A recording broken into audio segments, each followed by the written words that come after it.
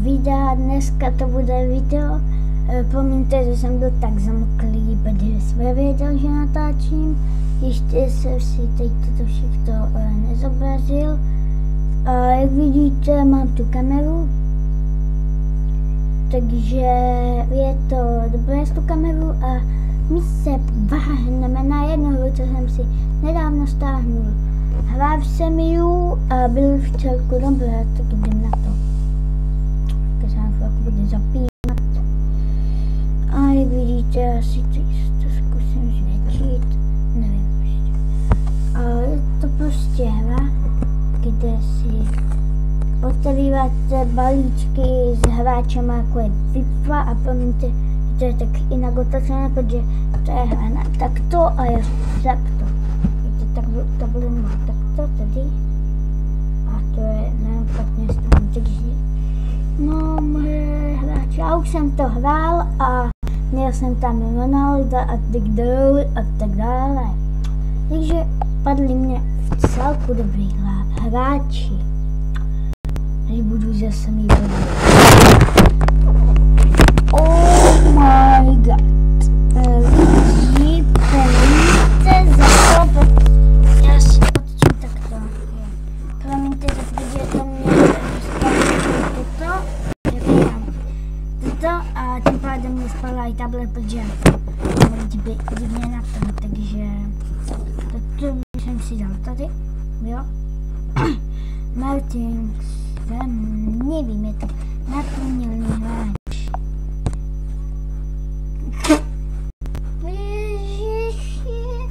Proč? Co to bude úplně krátké video, nebo tak úplně dlouhé, podle toho, jaký hráči nám padnou. Takže teďka to vypadá, že asi půjdeme Minecraft. Asi půjdeme Mine, protože tady toto mě teďka moc nebaví. Já nevím, když natáčím, tak mě nebaví tato hra. Zkoušel jsem to a byl to libové, prostě libové. Ale pak mě to prostě přestalo natáčet, ale byl to libové, vám říkám. Libové a zase má to. Už paduje. Já slandu tady země. Takže toto by bylo video všechno a já bych se teď s vámi loučím a dám si to takto.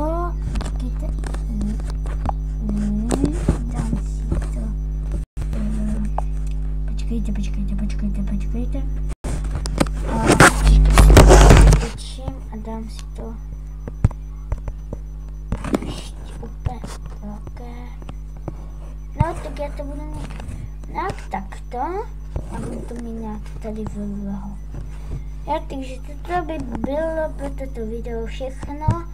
Pokud se vám to video líbilo, zanechte like, pokud chcete, jste nováček, tady dajte odběr a pokud se vám to líbilo, tak video, tak zanechte počkej.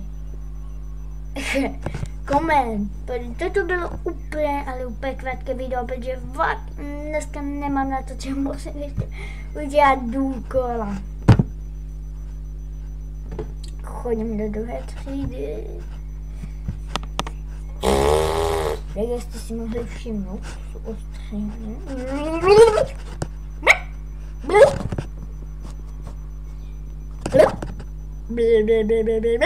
Jsou ostří. A jak vidíte, mám novou tapetu, tady je tapetku. A toto by bylo vážně všechno, a pokud se vám toto video líbilo, tak dejte like, no to už jsem říkala. Takže čus.